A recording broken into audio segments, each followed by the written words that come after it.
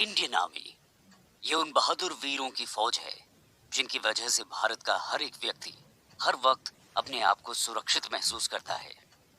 ये उनकी वीरता और साहस का ही नतीजा है कि इंडियन आर्मी को वर्ल्ड की टॉप 10 स्ट्रॉन्गेस्ट आर्मीज में से एक माना जाता है।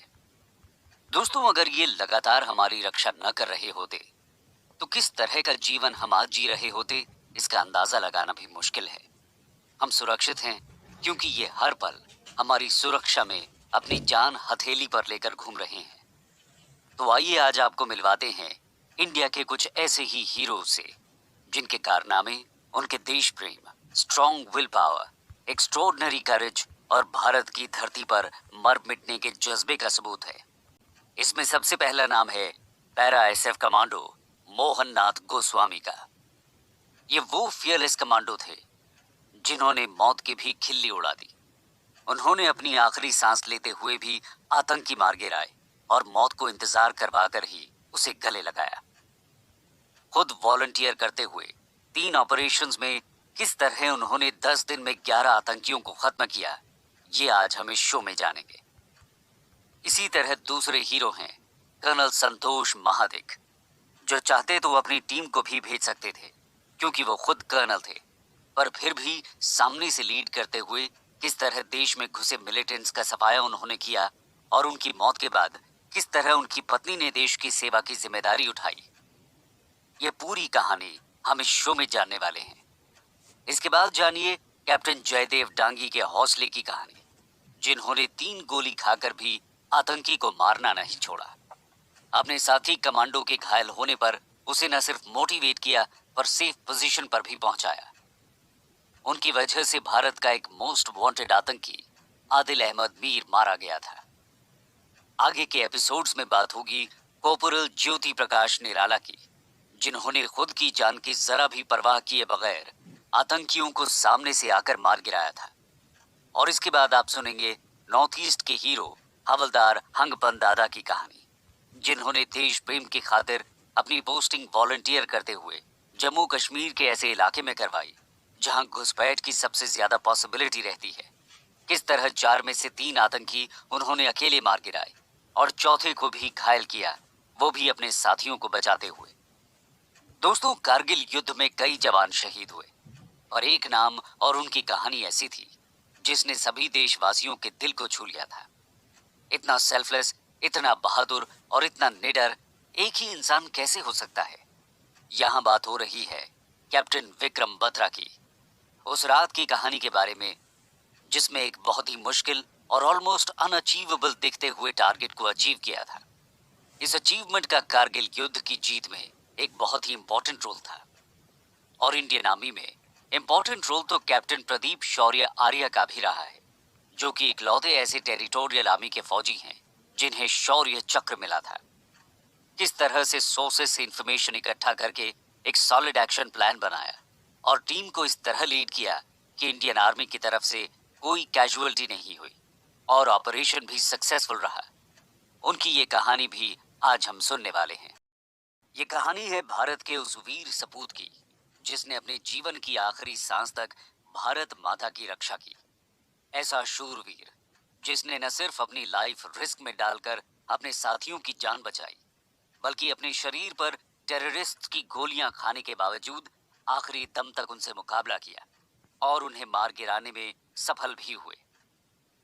जब भी मरूंगा तब अकेला नहीं जाऊंगा, 10-12 दुश्मनों को मारकर ही मरूंगा, कहने वाला वो वीर जवान जिसकी मैं बात कर रहा हूं, वो है लांस नायक मोहननाथ गोस्वामी। कुमाऊं एरिया से ताल्लुक रखने वाले मोहननाथ गोस्वामी का जन्म उत्तराखंड नैनीताल के लाल कुआं गांव में सैनिकों के परिवार में हुआ था। उनकी हर पीढ़ी ने देश सेवा की थी। उनके पिता शंकरनाथ गोस्वामी सेना में हवलदार थे और चाचा 3 जंग लड़ चुके थे। उनके दादा और परदादा भी सेना में रहे। शायद यही कारण रहा कि उन्होंने शुरू से ही सेना की वर्दी पहनकर देश सेवा करने का ही सपना देखा था। देश सेवा का ये जज्बा इनमें इतना कूट कर भरा था कि 6 बार रिजेक्ट होने के बाद भी इन्होंने हार नहीं मानी। जी हाँ, सही सुना आपने, 6 बार। 10th पास करते ही उन्होंने सेना में भर्ती होने की कोशिशें स्टार्ट कर दी थी। लेकिन हर बार किसी ना किसी कारण से वो रिजेक्ट हो जाते थे। पर कहते हैं ना, कोशिश करने वालों की कभी हार नहीं होती। उन्होंने अपनी कोशिश जारी रखी और जी तोड़ मेहनत के बाद आखिरकार वो इंडियन आर्मी में एंट्री लेने में सफल हुए। 2002 में उन्होंने पैराशूट रेजिमेंट की 9th बटालियन को ज्वाइन किया। पैराशूट रेजिमेंट एक स्पेशल फोर्सेस बटालियन है जो बहुत ही चैलेंजिंग कंडीशंस में काम करती है और अपने फियरलेस सोल्जर्स और डेयर डेविल एक्ट्स के लिए जानी जाती है। थोड़े ही समय में लांस नायक गोस्वामी ने अपनी यूनिट में एक रेप्यूटेड पोजीशन हासिल कर ली। यहां मैं आपको बताना चाहूंगा कि लांस नायक एक रैंक है जो आर्म्ड फोर्सेस में यूज की जाती है। लांस नायक गोस्वामी ने अपनी यूनिट के कई ऑपरेशनल मिशंस में वॉलंटियर किया और जम्मू कश्मीर के बहुत से सक्सेसफुल काउंटर टेररिस्ट ऑपरेशंस का हिस्सा बने। इसके बाद अब आया वो साल जिसने इनकी बहादुरी की मिसाल कायम कर दी, यानी साल 2015। 15 अगस्त 2015 को उनकी छुट्टी खत्म हुई और वो अपने घर से कश्मीर के लिए रवाना हो गए। इंडिपेंडेंस डे के आसपास आतंकवादी गतिविधियां अक्सर बढ़ जाती हैं। इंटेलिजेंस के पास सॉलिड खबर थी कि 3 आतंकवादी एक डेजिग्नेटेड स्पॉट पर अपने 6 और साथियों को रिसीव करने आने वाले हैं और हाल ही में एलओसी क्रॉस किया है। इस सिचुएशन से निपटने के लिए 21 अगस्त 2015 को कैप्टन दीपेश मेहरा की लीडरशिप में पैरा एसएफ की एक टुकड़ी जम्मू कश्मीर के हंदवाड़ा डिस्ट्रिक्ट के रिमोट विलेज खुरमुर में तैनात की गई।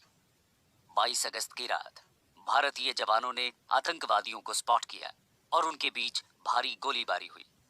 इधर उस वक्त लांस नायक गोस्वामी अपने 2 साथी पैरा कमांडोज के साथ मेजर अनुराग कुमार की लीडरशिप में उधमपुर में सिचुएटेड आर्मी हेडक्वार्टर से एक अलग मिशन में निकलने की तैयारी कर रहे थे।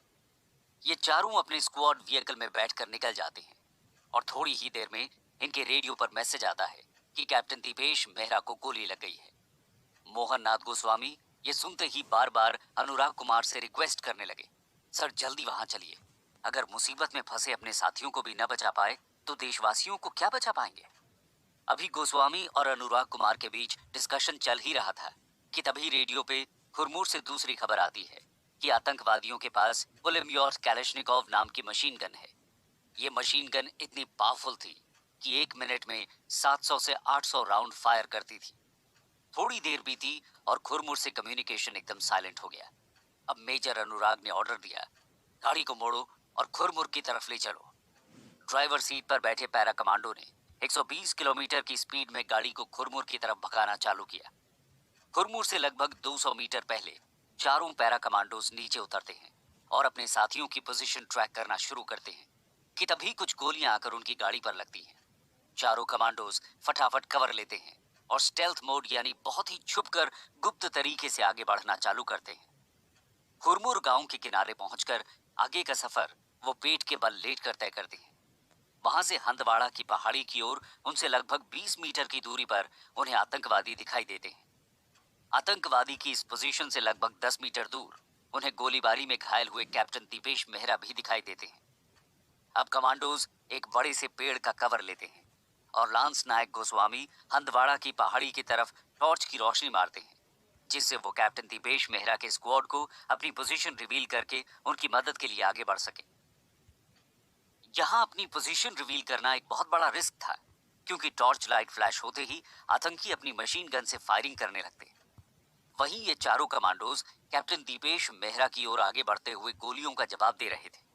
इसी जवाबी फायरिंग में लांस नायक अपनी तार 21 राइफल से एक आतंकी को मार गिराते हैं और घायल कैप्टन दीपेश मेहरा के पास पहुंचकर अपने कंधे के सहारे से उन्हें उठाकर सेफ पोजीशन पर पहुंचाते हैं। ये ऑपरेशन अगले दिन तक चला और इसे बाद में ऑपरेशन खुरमुर नाम दिया गया।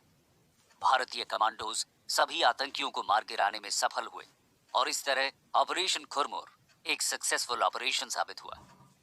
अभी 2 ही दिन बीते थे कि 26 अगस्त 2015 को इंटेलिजेंस की तरफ से दूसरी बड़ी खबर आती है।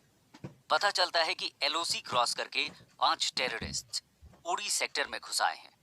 खबर मिलते ही वहां तैनात 35 राष्ट्रीय राइफल्स के जवान ने उनका एक आतंकी शमशाबारी रेंज के पास मार गिराया,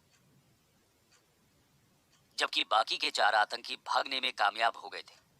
इन चारों के पीछे सेना अपना सर्चर मार्क 2 ड्रोन छोड़ देती है, जिससे उनकी लोकेशन और इमेजेस कैप्चर होकर आर्मी कंट्रोल रूम तक पहुंच जाती हैं। 26 अगस्त की रात ड्रोन उन्हें शमशाबारी रेंज में स्पॉट करता है और टेररिस्ट के आगे के मूवमेंट्स भी ट्रैक करता है। टेररिस्ट शमशाबारी रेंज की केव्स के आसपास छुपने की जगह ढूंढ रहे थे और ड्रोन की मदद से ये फुटेज इंडियन आर्मी के सामने आती है। इंडियन आर्मी अपना अगला कदम उठाती है। सुबह 9:30 बजे ध्रुव हेलीकॉप्टर लांस नायक समेत 12 पैरा कमांडोज को शमशाबारी रिज पर आतंकियों की लास्ट नोन लोकेशन से 4 किलोमीटर की दूरी पर ड्रॉप करता है। कमांडोज उतरते ही अपने ग्रुप्स फॉर्म करके इस ऑपरेशन पर निकल पड़ते हैं। आखिरकार ड्रोन उन्हें उन केव्स की तरफ गाइड करता है जहां ये टेररिस्ट छिपे हुए थे। यहाँ पर भी मोहननाथ गोस्वामी फ्रंट से लीड करते हुए गुफा में आगे बढ़ते हैं और अपने साथी कमांडोज के साथ 3 टेररिस्ट को मार गिराने में सफल होते हैं। पर अभी भी एक आतंकी गुफा में ही छिपा था।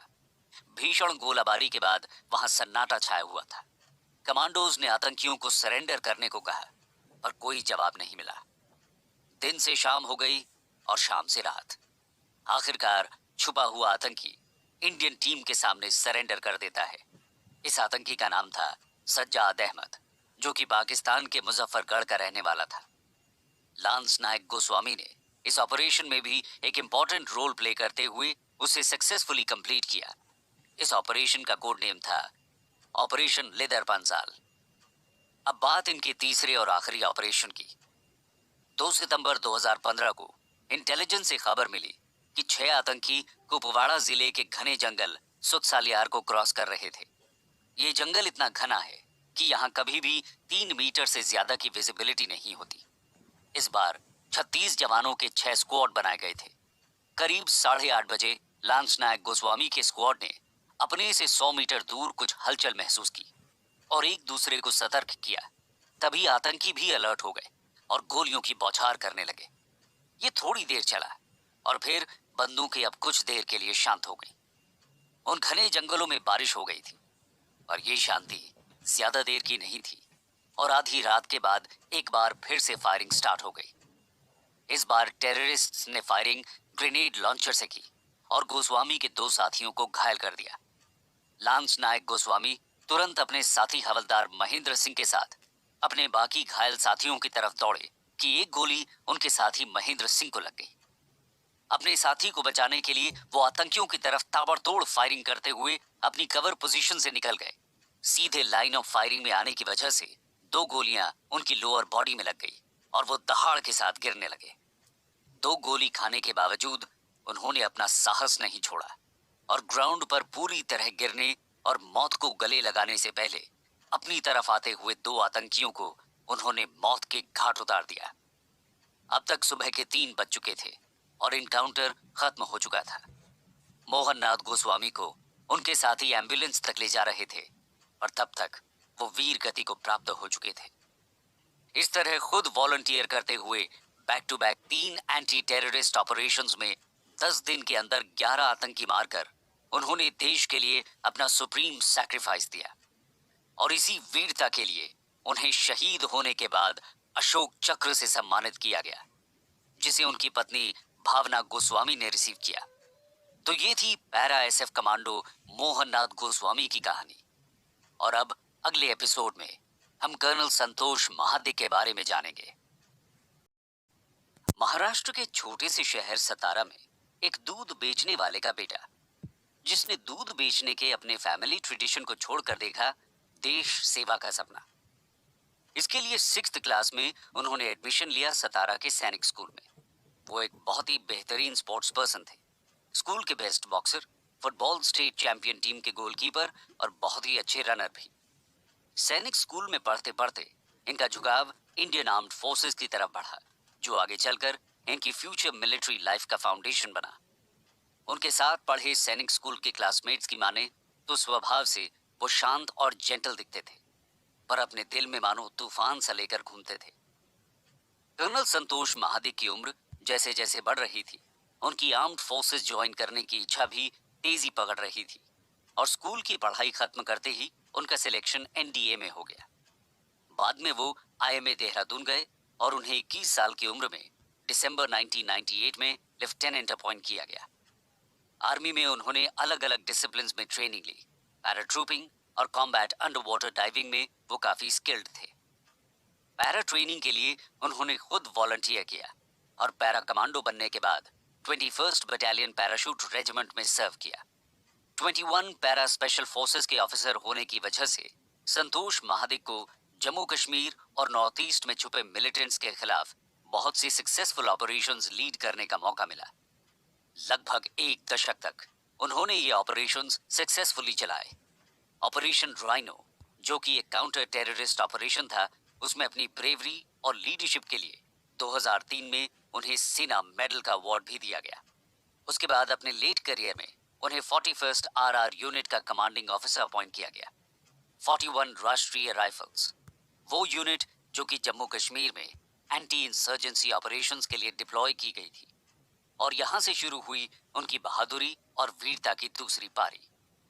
साल 2015, इस समय 41 राष्ट्रीय राइफल्स जम्मू कश्मीर के मिलिटेंसी इन्फेक्टेड कुपवाड़ा एरिया में एंटी टेररिस्ट ऑपरेशंस में एंगेज थी। जो मिलिटेंट्स बॉर्डर क्रॉस करते थे, ये बटालियन उन टेररिस्ट्स के खिलाफ एक सिक्योरिटी कवर का काम करती थी। इसी साल 2015 के नवंबर के महीने में जब पूरा कश्मीर सर्दियों की पहली बर्फ की सफेद चादर में ढका था, तब कुछ आतंकियों ने बॉर्डर क्रॉस करके हमारे जम्मू कश्मीर की सफेद वादियों को मैला करने की कोशिश की।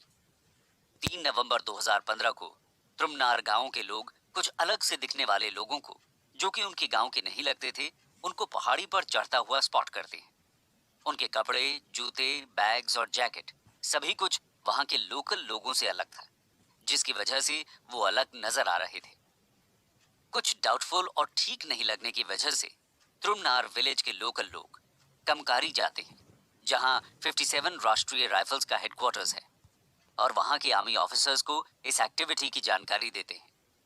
त्रुमनार गांव 41 आरआर के जुरिस्डिक्शन में आता था, जिसके कमांडिंग ऑफिसर कर्नल संतोष महादिक थे। गांव के लोगों से इस डाउटफुल सिचुएशन का पता लगते ही 57 आरआर का एक ऑफिसर संतोष महादिक की यूनिट को ये न्यूज देता है, और इन डाउटफुल लग रहे लोग जो कि उस वक्त शमशाबारी रेंज पर गुजर रहे होंगे, उनको रोकने को कहता है। सिचुएशन की सीरियसनेस को देखते हुए कर्नल संतोष महादिक बिना टाइम वेस्ट किए तुरंत अपनी टीम को रेंज के अलग अलग पॉइंट्स, जहां से उस रेंज का व्यू अच्छा हो, वहां पर डिप्लॉय कर देते हैं। 3 दिनों तक लगातार उनकी टीम पेट्रोलिंग और सर्चिंग करती रही, मगर कोई भी क्लू या सफलता उनके हाथ नहीं लगी। नवंबर के महीने के उन सर्द दिनों में मौसम भी साथ नहीं दे रहा था, और चौथे दिन मौसम बिगड़ा और तेज बर्फबारी से बर्फ की चादर और भी मोटी हो गई। और अब 2 दिन बाद 9 नवंबर 2015 को कर्नल संतोष महादिक के पास नई खबर आती है कि त्रुमनार गांव में एक अननोन डेड बॉडी मिली है।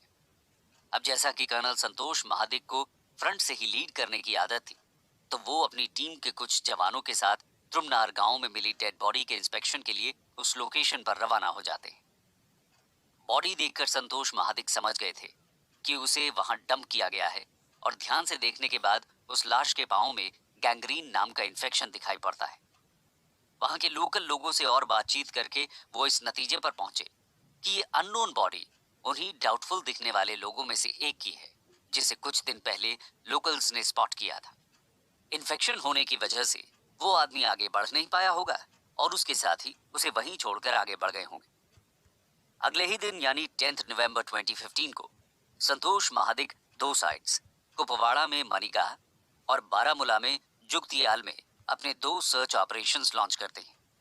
ये सर्च ऑपरेशन 48 घंटों तक बर्फ से ढके पहाड़ों और जंगलों में चला, पर इंडियन आर्मी को कोई सफलता नहीं मिली। अगले और कुछ दिन इसी तरह आतंकियों की तलाश में निकले, पर 41 आरआर की टीम को आतंकियों का कोई सुराग नहीं मिल रहा था। 15 नवंबर तक उन्हें इस तरह लगातार सर्चिंग करते करते 7 दिन हो आए थे।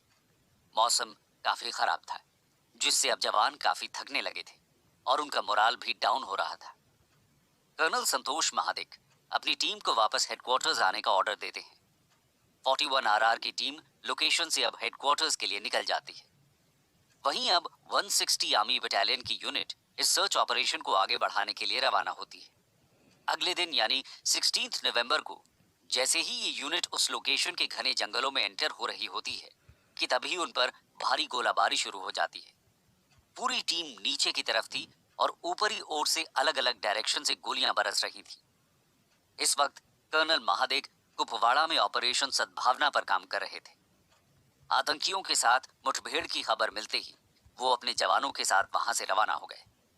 लोकेशन पर पहुंचते ही वो फटाफट एक सबसे ऊंची चोटी पर चढ़ गए, जहां से सभी एक्टिविटीज पर वो अच्छे से नजर रख सके। महादेव 16 नवंबर की पूरी रात अपनी पोजीशन से जरा भी नहीं हिले और बर्फीली हवाओं में पूरी रात अलर्ट रहकर बिताई। रात बीती और 17 नवंबर की सुबह रीइंफोर्समेंट्स को भी इस लोकेशन पर भेजा गया, जिससे बाकी टीम को सपोर्ट मिल सके। ऑपरेशन आगे बढ़ता है कि तभी कर्नल महादिक के पास अपने एक लोकल सोर्स का फोन आता है। खबर बहुत ही इंपॉर्टेंट थी। लोकल सोर्स कर्नल महादिक को खबर देता है कि एक आतंकी को मनीगाह के पास कुछ लोकल लोगों से खाना मांगते हुए देखा गया है।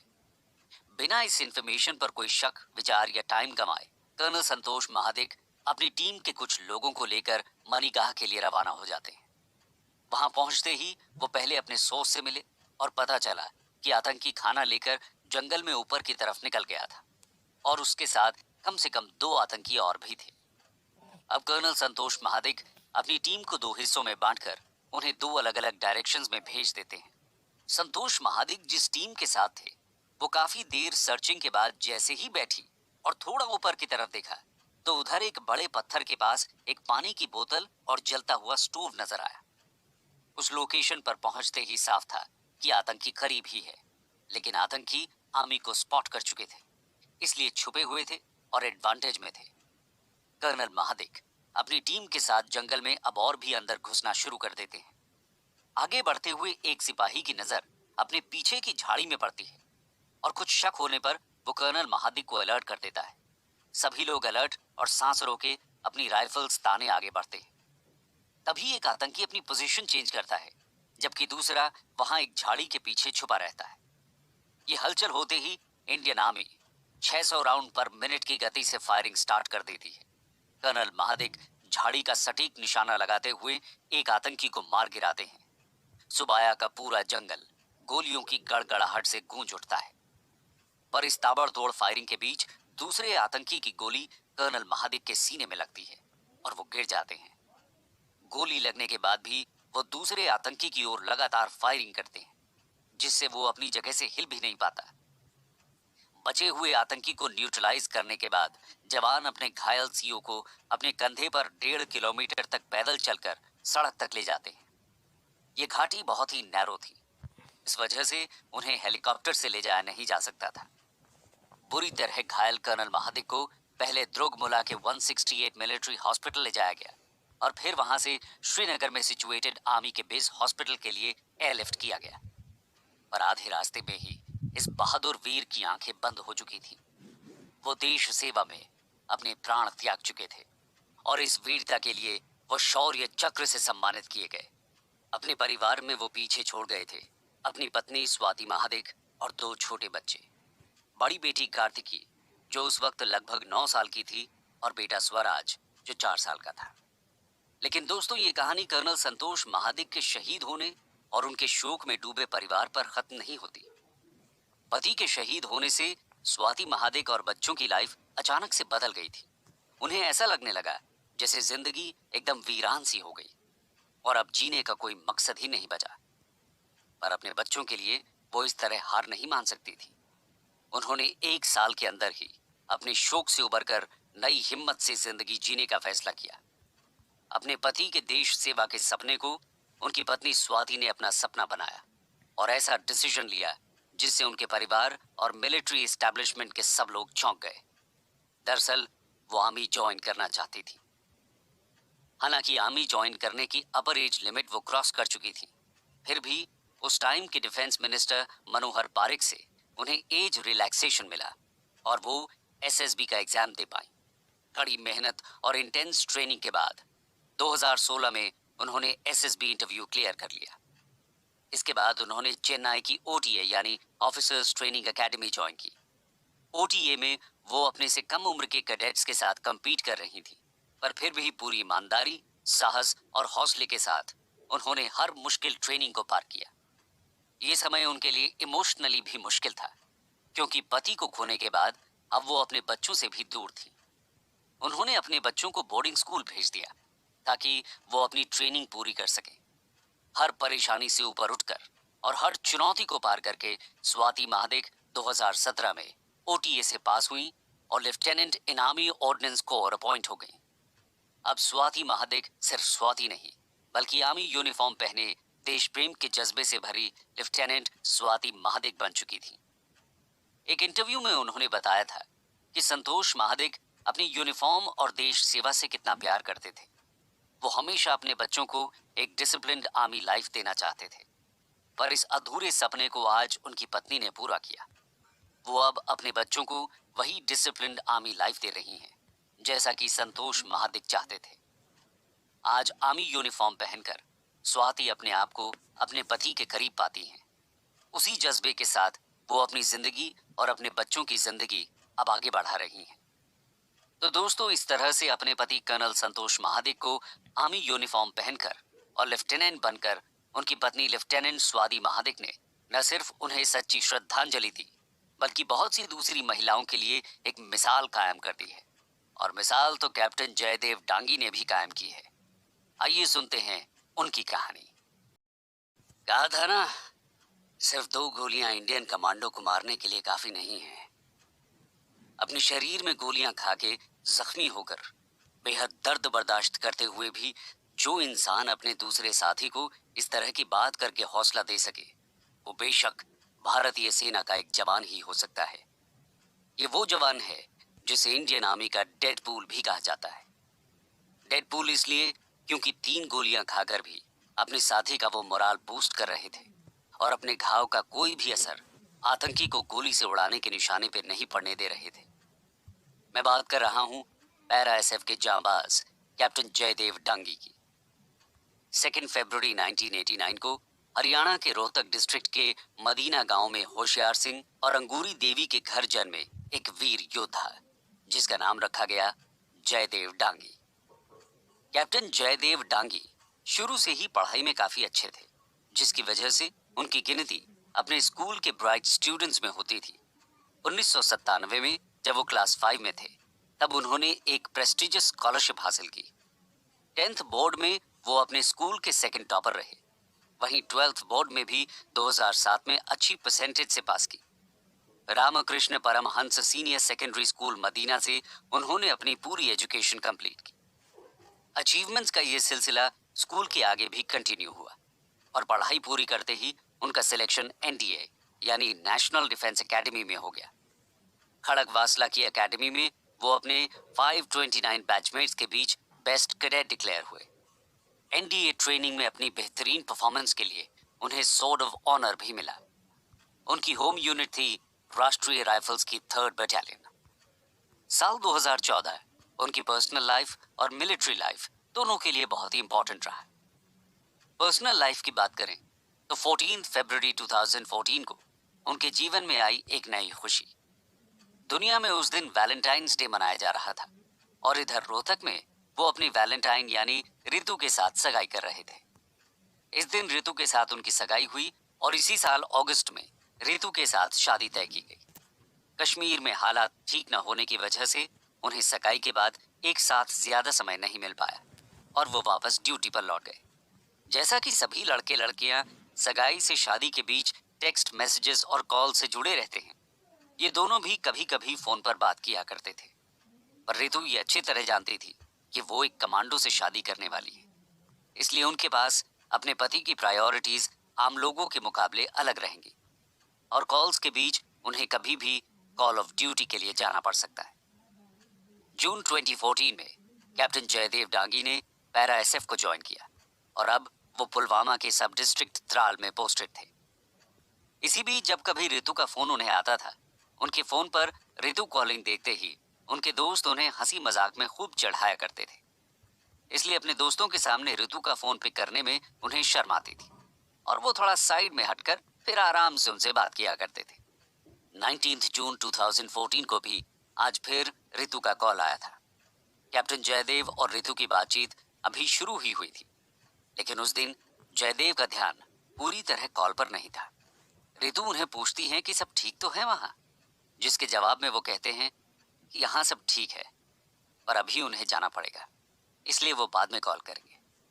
वो साथ ही ये भी कहते हैं कि उन्हें कॉल बैक ना करें। ऐसे अचानक फोन रखते ही रितु थोड़ा घबरा जाती है और टेंशन में उन्हें मैसेज करती हैं, call when you are free and please take care. किस तरह एक फौजी को सब कुछ छोड़कर अपने काम के लिए किसी भी वक्त जाना पड़ता है, इस बात का एहसास रितु को आज भी बहुत करीब से हो गया था। उधर बेस कैंप में सभी कमांडोज को इकट्ठा करके ऑपरेशंस ब्रीफिंग रूम में एक मीटिंग बुलाई गई, जिसमें कैप्टन टांगी भी शामिल हो चुके थे। दरअसल टीम के पास इंटेलिजेंस से खबर आई थी कि बूचू गांव के एक घर में एक खतरनाक आतंकवादी छुपा है। बूचू गांव उनके बेस कैंप से लगभग 10 किलोमीटर की दूरी पर था। ये इन्फॉर्मेशन कैप्टन डांगी के लिए बहुत ही इंपॉर्टेंट थी, क्योंकि इस इन्फॉर्मेशन का वो बेसब्री से इंतजार कर रहे थे। ऐसा इसलिए था क्योंकि इस आतंकी को पकड़ने के लिए कैप्टन डांगी की टीम ने पहले भी कई बार कोशिश की थी, पर हर बार वो आतंकी बच निकलने में कामयाब हो जाता था। जिस आतंकी की बात हो रही थी वो कोई मामूली आतंकी नहीं, बल्कि हिजबुल मुजाहिदीन का top area commander Adil Ahmad Mir था, जिसने साउथ कश्मीर में खूब आतंक मचा रखा था। आतंकी आदिल अहमद मीर ने ही बुरहान वानी, जिसे कश्मीर में आतंक का पोस्टर बॉय कहते थे, उसको अपने अंडर ट्रेनिंग देकर कमांडर बनाया था। बुरहान वानी को बाद में साल 2016 में एक इनकाउंटर में मार गिराया था। इसके अलावा आदिल अहमद ने हिजबुल मुजाहिदीन के कई और खतरनाक कमांडर्स को भी ट्रेनिंग दी थी और बहुत से इंडियन कमांडोज और पुलिस की मौत का भी वो कारण बना था, जिसकी वजह से वो मोस्ट वांटेड था। अब इस इंफॉर्मेशन के मिलते ही कैप्टन टांगी आदिल अहमद मीर को किसी भी हाल में जिंदा या मुर्दा पकड़ना चाहते थे। ऑपरेशंस ब्रीफिंग रूम में मीटिंग खत्म करते ही कैप्टन जयदेव ने अपनी टीम को तैयार किया, जबकि वो उसी सुबह एक दूसरा ऑपरेशन खत्म करके लौटे थे। फिर भी इस नए ऑपरेशन की जिम्मेदारी उन्होंने उठाई और चंद मिनटों में वो टीम के साथ तैयारी करके कैस्पर माइन प्रोटेक्टेड व्हीकल पर बच्चू गांव की तरफ रवाना हो गए। उनकी टीम में राष्ट्रीय राइफल्स और जम्मू कश्मीर पुलिस के स्पेशल ऑपरेशन ग्रुप के ऑफिसर्स भी शामिल थे। 19 जून 2014 को शाम 5 बजे कैप्टन टांगी और उनकी टीम बच्चू गांव के बाहर पहुंचती है। अपने व्हीकल से वो और अंदर की तरफ, यानी अब टारगेट लोकेशन की तरफ बढ़ते हैं। इंटेलिजेंस से मिली स्पेसिफिक इंफॉर्मेशन के हिसाब से बच्चू गांव के एक घर में एक आतंकी आदिल अहमद मीर छुपा था, पर टारगेट लोकेशन पर नजारा कुछ और ही था, जिससे भारतीय सेना की मुश्किलें बढ़ने वाली थी। वहां घर एक नहीं बल्कि एक जैसे दिखने वाले 3 घर आपस में सटे हुए एक ही कंपाउंड के अंदर थे। अब आदिल मीर इनमें से किस घर के अंदर होगा, ये पता लगाना और उसके हिसाब से स्ट्रैटेजी तैयार करना एक नया टास्क था। ऑन द स्पॉट वो जल्दी से अपनी स्ट्रैटेजी पर वापस काम करते हैं और नई स्ट्रैटेजी के हिसाब से अब राष्ट्रीय राइफल्स के सोल्जर्स इस कंपाउंड को बाहर से घेर लेते हैं और कैप्टन टांगी अपने कमांडोज के साथ पीछे की दीवार पर अपनी पोजीशन ले लेते हैं। कैप्टन टांगी को उस कंपाउंड के बारे में जो भी इंफॉर्मेशन थी और जो भी उन्होंने वहां देखकर समझा, उससे उन्होंने ये अंदाजा लगाया कि कंपाउंड के पीछे की दीवार ही वो रास्ता है जहां से आदिल अहमद मीर भागने की कोशिश कर सकता है। पीछे की दीवार से थोड़ी ही दूर कप्तान डांगी और उनके जूनियर 19 साल के पैराट्रूपर मुकेश एक यूकेलिप्टस के पेड़ के पीछे कवर ले लेते हैं। यहां से कंपाउंड का व्यू एकदम क्लियर था और रास्ते में कोई भी अड़चन नहीं थी। कैप्टन टांगी और मुकेश सामने से लीड कर रहे थे, जबकि बाकी के सोल्जर्स उनको कवर देते हुए जंगल की तरफ जाते सभी रास्तों को ब्लॉक कर रहे थे। उधर रोहतक के हॉस्टल में कैप्टन टांगी से कांटेक्ट न हो पाने के कारण उनकी फियांसे रितु का बुरा हाल था। उनका फोन हर बार स्विच ऑफ आता था, जिससे वो काफी घबराई हुई थी। ये सोच सोच कर परेशान थी कि आखिर अब तक कप्तान डांगी का कॉल बैक या मैसेज क्यों नहीं आया। वहां सब ठीक तो होगा। इन्हीं सब उलझनों के बीच वो भगवान से सब ठीक होने की लगातार प्रार्थना कर रही थी। इधर कमांडोज अपनी पोजीशंस पर तैयार थे और एक आखिरी बार कैप्टन डांगी और मुकेश अपनी तार 21 राइफल चेक करके सूरज डूबने का इंतजार करने लगते हैं। सूरज डूबते ही कैप्टन डांगी और मुकेश अपने हेलमेट्स पहनकर एक्शन के लिए रेडी हो जाते हैं और अब captain Dangi JNK special officers की टीम को कुछ इशारा करते हैं। उनका इशारा मिलते ही JNK स्पेशल ऑफिसर्स टीम के ऑफिसर्स अपनी अपनी बंदूकें तान घर की मेन एंट्रेंस की तरफ बढ़ते हैं। दरवाजे पर नॉक करते हैं। करीब 10 सेकंड के बाद दरवाजा खुला और उसमें से निकला एक लंबा चौड़ा हट्टा कट्टा आदमी। इस आदमी ने फेरन पहना हुआ था, जो कि एक कश्मीरी ड्रेस होती है। यह आदमी बिना कुछ बोले बौखलाया हुआ सा घर के पिछले दरवाजे से बाहर की तरफ निकलने लगा। दोस्तों, आमी जब तक ये पता न लगा ले कि वो हट्टा कट्टा आदमी कोई आतंकी है या फिर आम सिविलियन, वो उस पर तुरंत फायरिंग नहीं कर सकते। इसलिए कैप्टन डांगी ने चिल्लाकर फेरन उतारने और अगर उसके पास कोई हथियार है तो उसे नीचे रखकर अपनी आइडेंटिटी बताने को कहते हैं। वो जोर से बोले, अभी भी वक्त है, तुम सरेंडर करना चाहते हो तो कर सकते हो। इस पर वो आदमी कोई जवाब नहीं देता और अपने लेफ्ट हैंड के प्रेशर से दीवार फांदकर कैप्टन डांगी की पोजीशन से लगभग 15 मीटर दूर जा गिरता है। अपने राइट हैंड से फेरन के अंदर से वो अपनी AK-47 निकालकर कैप्टन डांगी और मुकेश की तरफ अंधाधुंध फायरिंग शुरू कर देता है। वो 8 सेकंड तक फायरिंग करता है। मैगजीन खत्म होते ही उसे वो बदल ही रहा होता है, तभी कैप्टन डांगी और मुकेश अपनी तार 21 राइफल से काउंटर फायरिंग शुरू करते हैं। दोनों की राइफल से 6-6 गोलियां निकलती हैं। ये गोलियां उस आतंकी को चीरते हुए निकलती हैं और आतंकी वहीं ढेर होकर नीचे गिर जाता है। अब अगर इंटेलिजेंस की इंफॉर्मेशन माने तो ये ऑपरेशन खत्म हो गया था, क्योंकि इंफॉर्मेशन के हिसाब से उस घर में एक ही आतंकी आदिल अहमद मीर छुपा था। पर कैप्टन डांगी के मन में अभी भी उलझन थी। उन्हें नहीं लग रहा था कि इतना खूंखार आतंकी आदिल अहमद इतनी आसानी से मर जाएगा, और उनका शक सही निकला। 30 सेकंड बाद उसी कंपाउंड में साथ वाले घर के पीछे के दरवाजे से 2 और आतंकी अपनी ऑटोमेटिक गन से अंधाधुंध फायरिंग करते हुए निकलते हैं। जिस तरह से सटीक निशाना लगाकर फायरिंग करते हुए ये आतंकी निकले थे, उससे कैप्टन डांगी ये समझ गए थे कि वो पहले आतंकी की तरह भागने की कोशिश नहीं कर रहे, बल्कि इंडियन आर्मी पर फुल ब्लोन अटैक कर रहे हैं। आतंकी गोलियां बरसाते हुए सीधे कैप्टन डांगी और मुकेश की तरफ तेजी से बढ़ते हैं। यूकेलिप्टस का वो पेड़ जिसके पीछे कैप्टन डांगी और उनके साथी मुकेश छुपे हुए थे, वो इतना चौड़ा नहीं था कि दोनों को ठीक से कवर दे सके। इसी वजह से एक गोली कैप्टन डांगी की जांग में आकर लगी और जब तक वो नीचे देखकर अपनी चोट संभालते, दूसरी गोली उनके पेट में लग गई। ताबड़तोड़ फायरिंग के बीच जैसे ही वो मुकेश को देखते हैं तो पता चलता है कि एक गोली उसके पेट में भी लगी थी और खून बहने से वो काफी घबराया हुआ था। घबराना उस वक्त लाजमी भी था, क्योंकि 19 साल का लड़का मुकेश, जिसे आर्मी ज्वाइन किए अभी पूरा साल भी नहीं हुआ था, उसके शरीर में गोली लगने का ये पहला मौका था। कैप्टन डांगी ने तुरंत उसका हौसला बढ़ाते हुए कहा, देख, मुझे तो 2 गोली लगी हैं, तुझे सिर्फ एक ही गोली लगी है। 2 गोलियां इंडियन कमांडो को मारने के लिए काफी नहीं होती हैं। उसे उन्होंने सेफ जगह पर पहुंचाते हुए हिम्मत दी कि उसे कुछ नहीं होगा और अपने दूसरे साथी को इशारा करके उसका ध्यान रखने को कहा। अब वो अपनी तार 21 राइफल को रीलोड करके आतंकियों की तरफ बढ़ना शुरू कर देते हैं।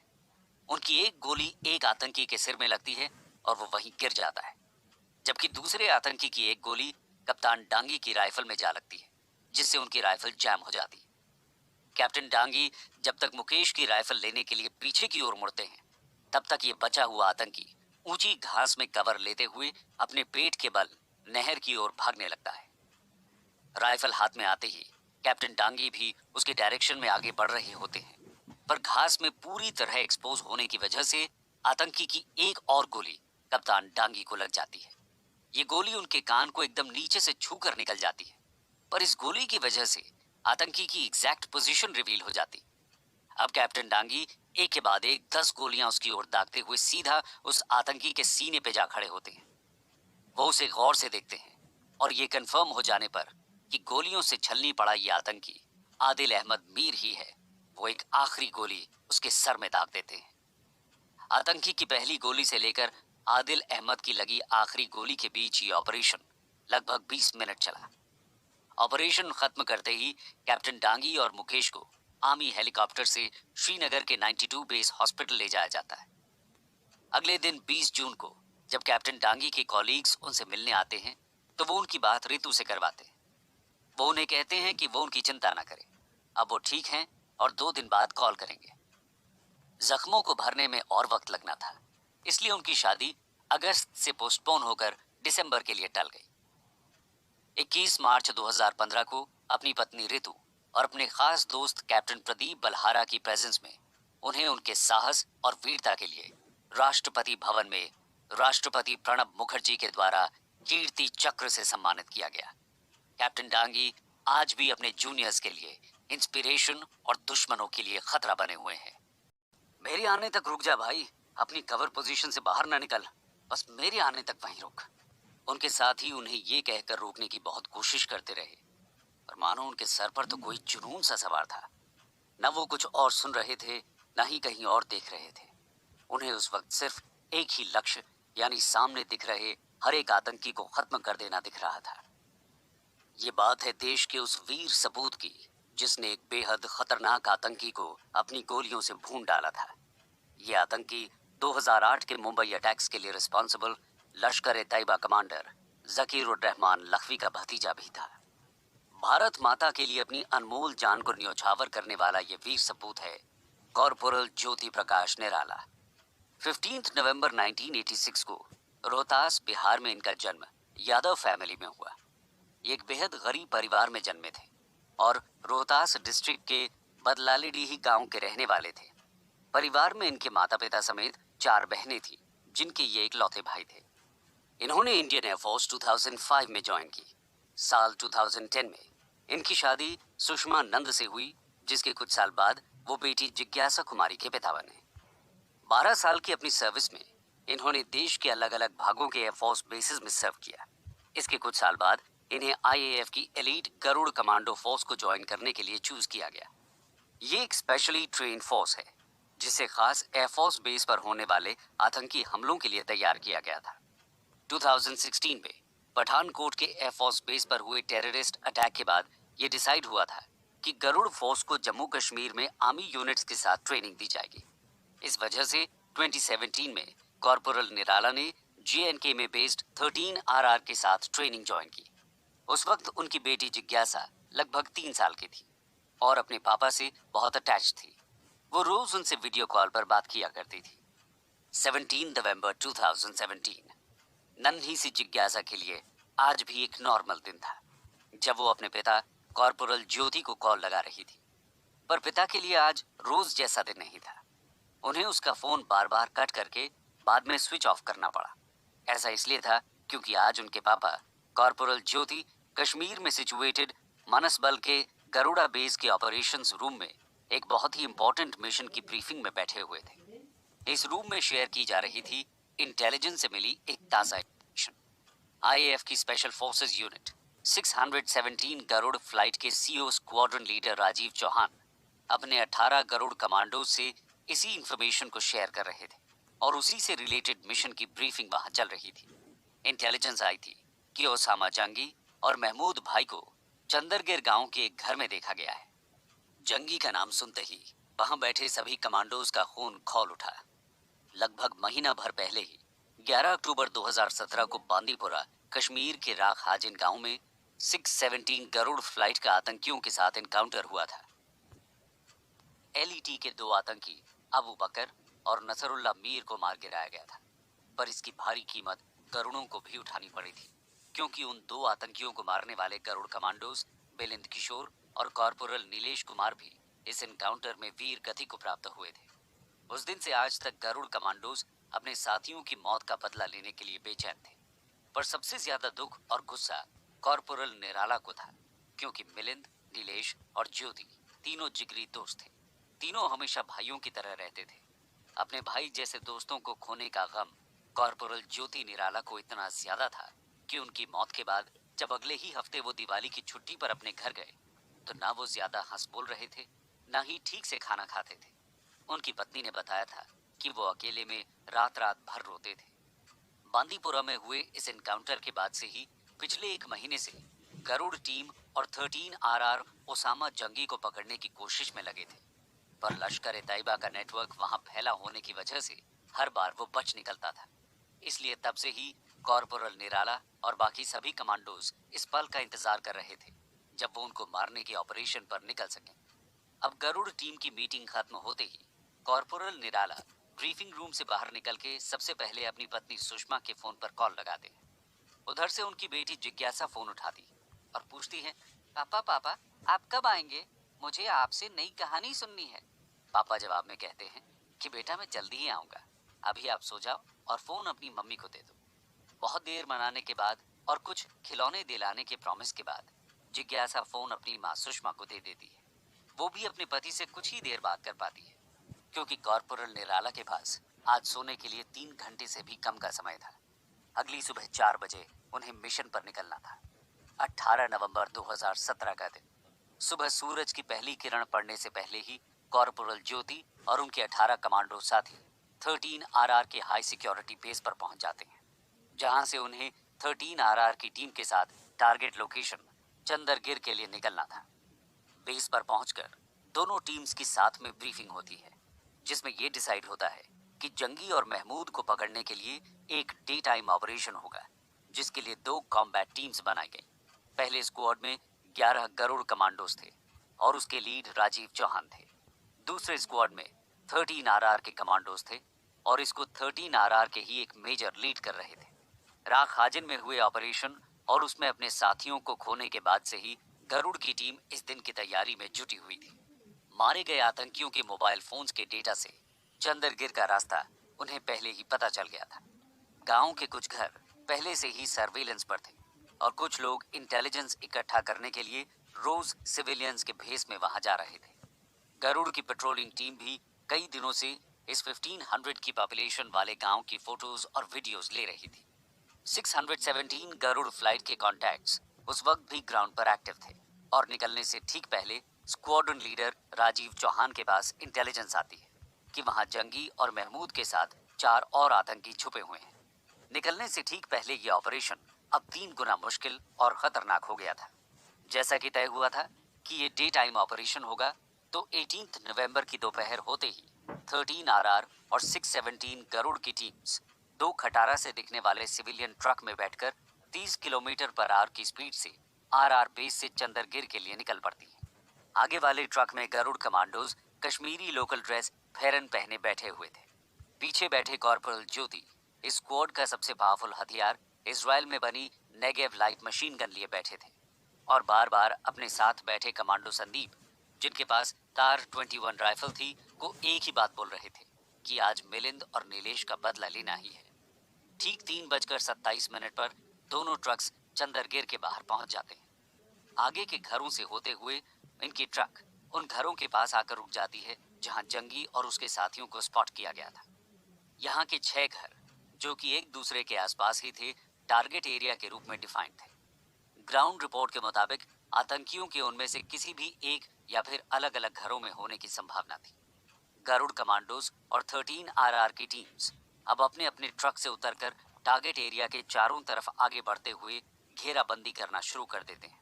ये 22 कमांडोज उन घरों के बाहर एक बड़ा सा घेरा बना लेते हैं।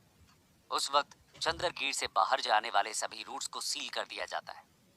कॉर्पोरल निराला और उनके साथी देवेंद्र मेहता को ऐसा स्पॉट मिलता है जहां से आतंकियों के बचकर भागने की सबसे ज्यादा पॉसिबिलिटी थी।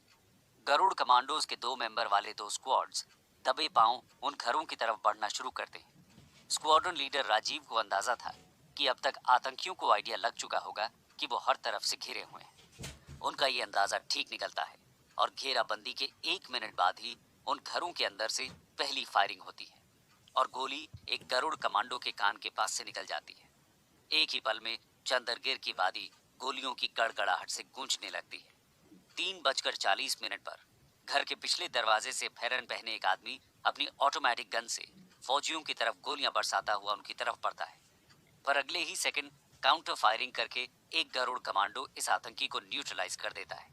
ठीक 1.5 मिनट के बाद 5 और आतंकी उसी घर से बाहर की तरफ छलांग लगाते हैं और घेराबंदी किए हुए फौजियों के ऊपर अंधाधुंध गोलियां बरसाने लगते हैं।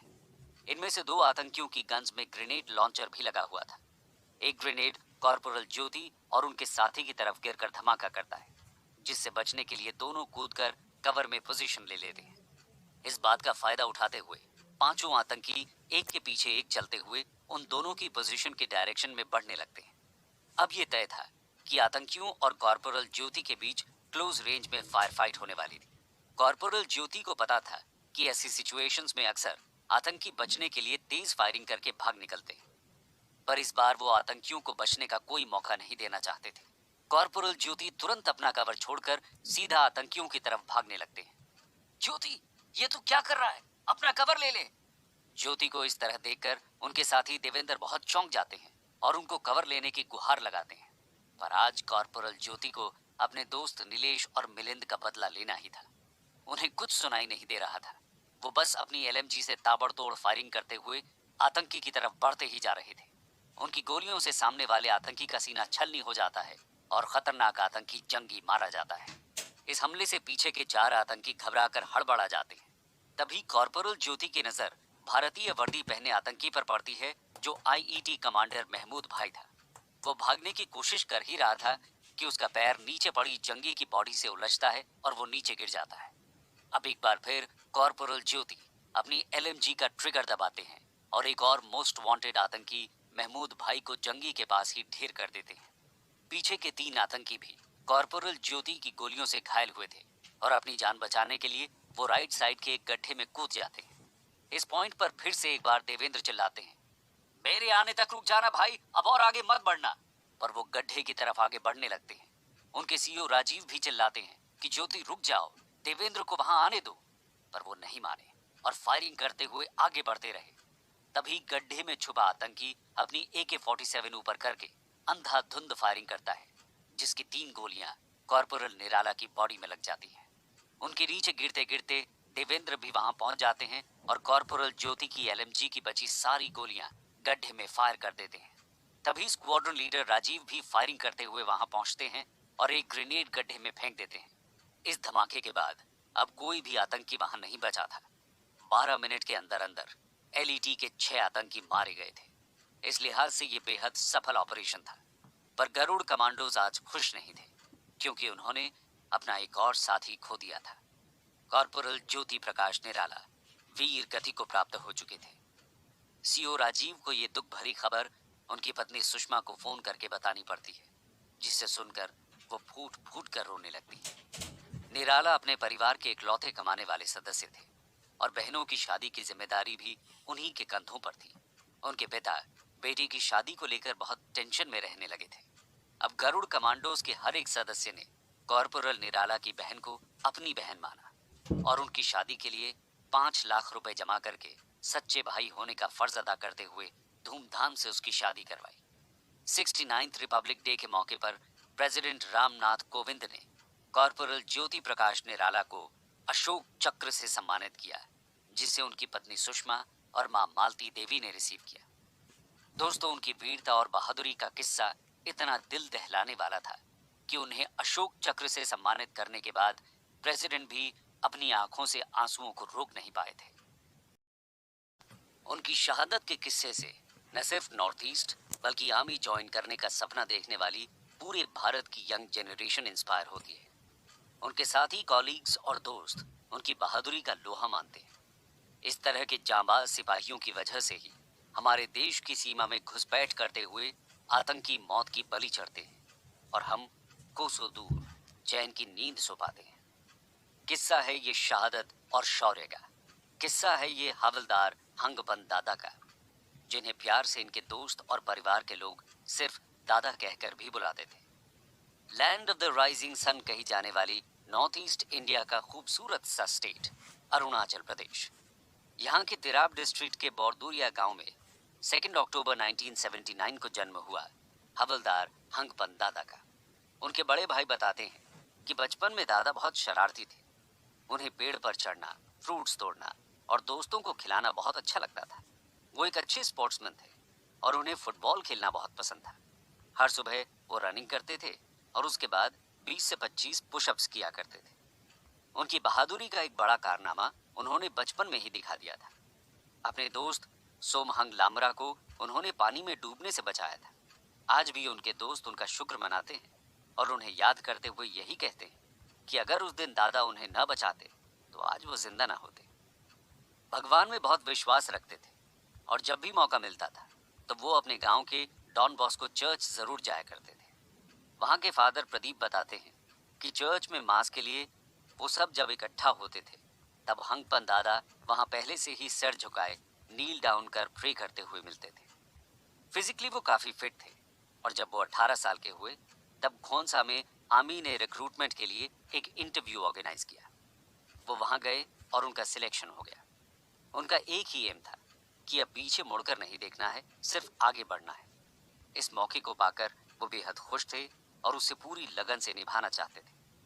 1997 में उन्होंने आर्मी ज्वाइन की और पैराशूट रेजिमेंट की 3rd बटालियन का हिस्सा बने। 8 साल वहां काम करने के बाद वो असम रेजिमेंट की 4th बटालियन ज्वाइन करते और असम रेजिमेंटल सेंटर में उन्हें पोस्टिंग मिल जाती है। पर हंगपन दादा तो कुछ और ही बढ़कर करना चाहते थे।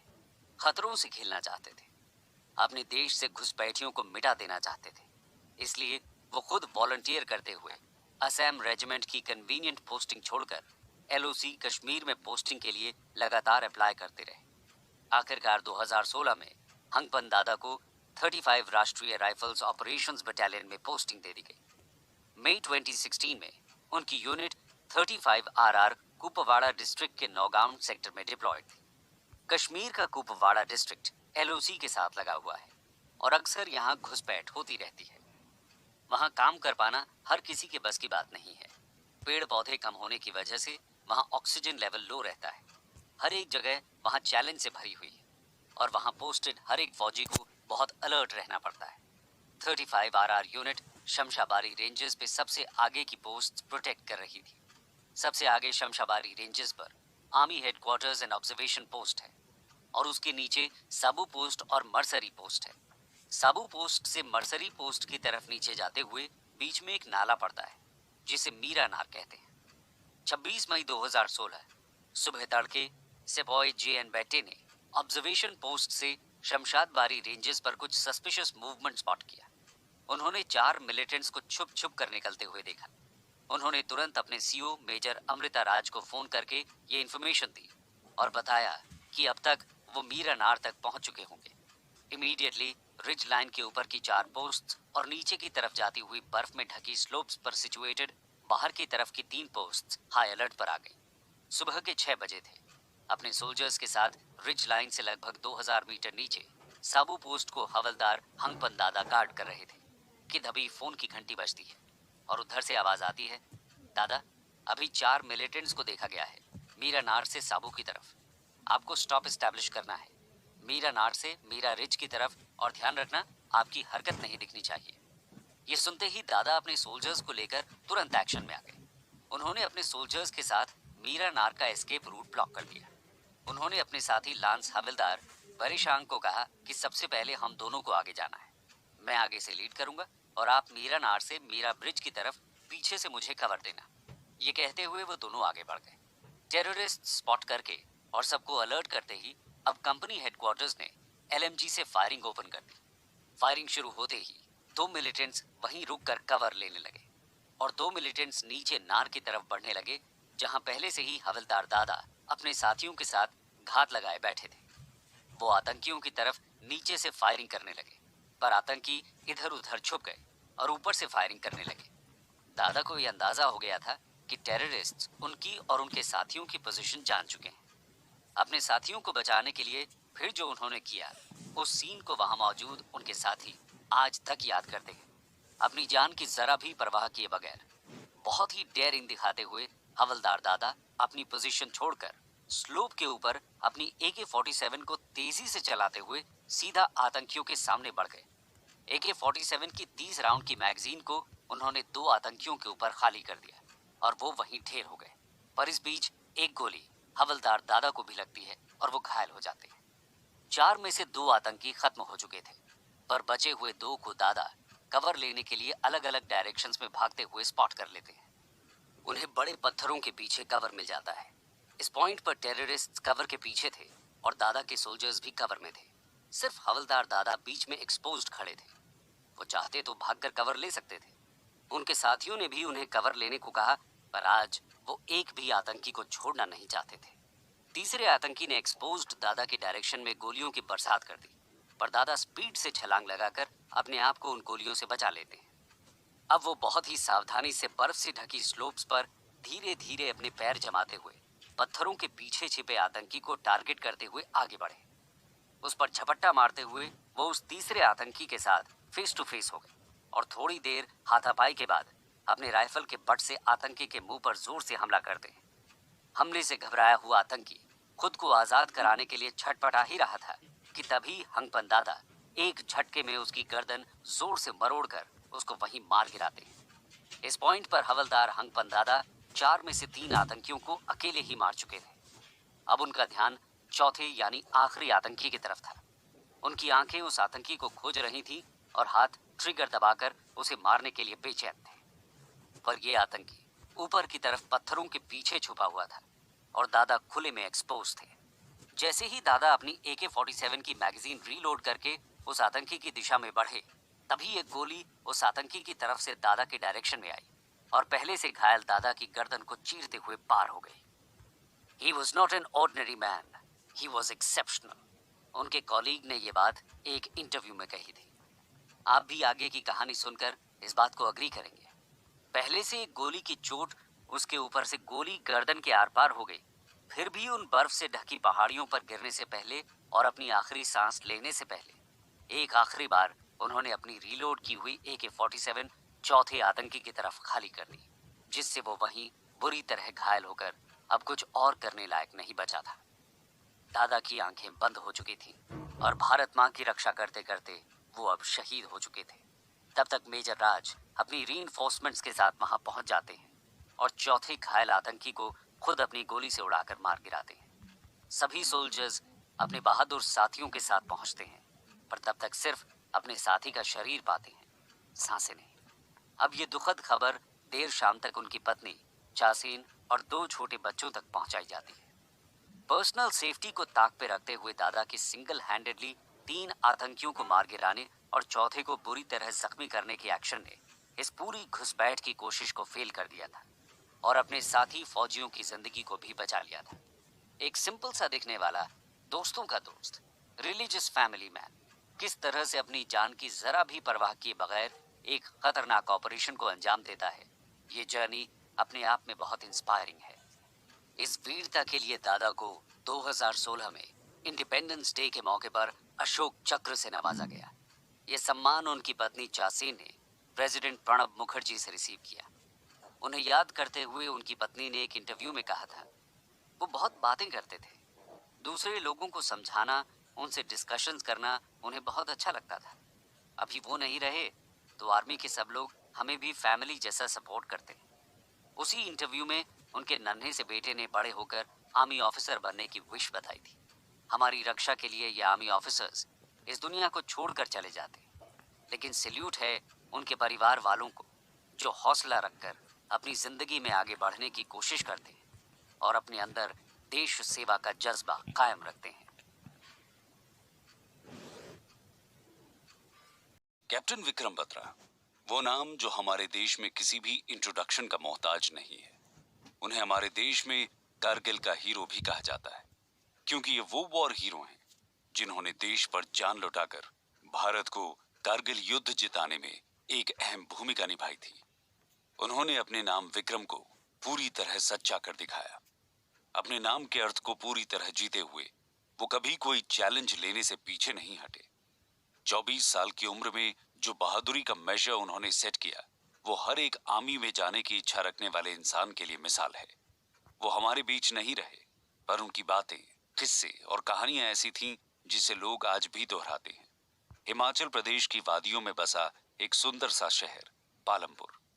जितना ये शहर अपनी सीनरी के लिए जाना जाता है, उतना ही ये कैप्टन विक्रम बत्रा के होम टाउन के नाम से भी जाना जाता है। इसी शहर में 9 सितंबर 1974 को गिरधारी लाल बत्रा, जो एक गवर्नमेंट स्कूल प्रिंसिपल थे, और कमल कांता बत्रा, जो कि स्कूल टीचर थीं, के घर जुड़वा बच्चों का जन्म हुआ। बड़े बेटे का नाम रखा गया विक्रम, जो कि अपने भाई विशाल से ठीक 14 मिनट पहले पैदा हुआ। उनकी 2 बहनें भी थीं, सीमा और नूतन। अपनी शुरुआती एजुकेशन घर में अपनी मम्मी से लेकर कैप्टन विक्रम बत्रा ने आगे की पढ़ाई DAV पब्लिक स्कूल और सेंट्रल स्कूल पालमपुर से कंप्लीट की। स्कूल टाइम से ही स्पोर्ट्स में उनका इंटरेस्ट था, जैसे टेबल टेनिस, कराटे, और उसमें अच्छा होने की वजह से उन्हें नेशनल लेवल पर खेलने का मौका भी मिला। 1992 में 12th पास करके उन्होंने DAV कॉलेज चंडीगढ़ में BSc मेडिकल साइंसेज में ग्रेजुएशन कंप्लीट की। अपने कॉलेज के फर्स्ट ईयर में ही उन्होंने एनसीसी की एयर विंग ज्वाइन कर ली थी। एज एनसीसी कैडेट उनकी परफॉर्मेंस बहुत अच्छी थी और वो inter state camp north zone Punjab directorate के best NCC air wing cadet बने।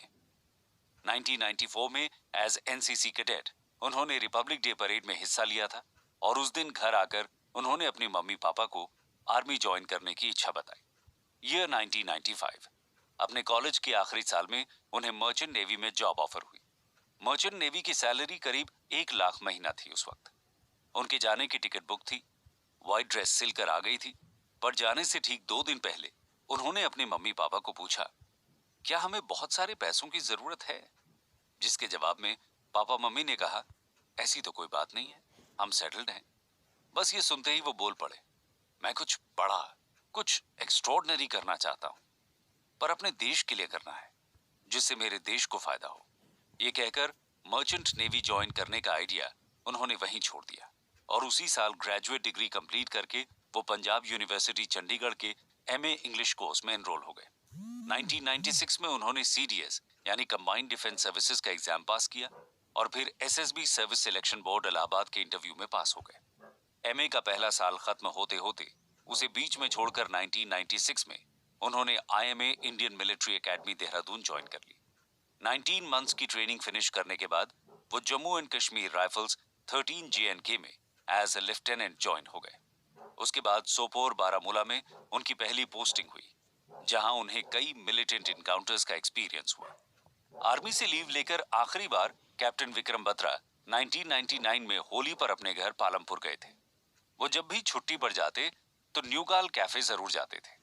या तो मैं तिरंगा फहरा कर आऊंगा या फिर उसमें लिपट कर आऊंगा, मगर आऊंगा जरूर। किसे पता था उस दिन उसी कैफे में अपने दोस्तों को बोली हुई ये लाइन आगे जाकर सच साबित हो जाएगी। लीव खत्म होते ही कैप्टन बत्रा सोपोर में अपनी बटालियन को ज्वाइन करने रवाना हो गए, जहां से नए ऑर्डर्स मिलते ही उनकी बटालियन शाहजहांपुर यूपी के लिए रवाना हो गई। मेजर योगेश कुमार जोशी के अंडर टीम अभी लोकेशन पर पहुंची ही थी कि उन्हें नए ऑर्डर्स मिलते हैं। कारगिल में युद्ध छिड़ चुका था और कश्मीर में सिचुएशन बहुत टेंस थी, जिस वजह से 5 जून 1999 को इन्हें कारगिल के पास द्रास सिटी मूव होने के लिए नए ऑर्डर्स मिले। कैप्टन बत्रा अपने घर पे 10 दिनों में एक बार कॉल जरूर करते थे। अपने इस नए मूवमेंट के बारे में भी उन्होंने अपने पेरेंट्स को बताया और साथ ही कहा, मैं बिल्कुल ठीक हूं, आप लोग मेरी चिंता मत कीजिएगा। 6 जून को 13 जेएनके द्रास पहुंचती है। द्रास वो शहर जो गर्मियों के महीने में भी बर्फ से ढका रहता है और टेम्परेचर्स यहाँ -45 डिग्री तक पहुंच जाता है।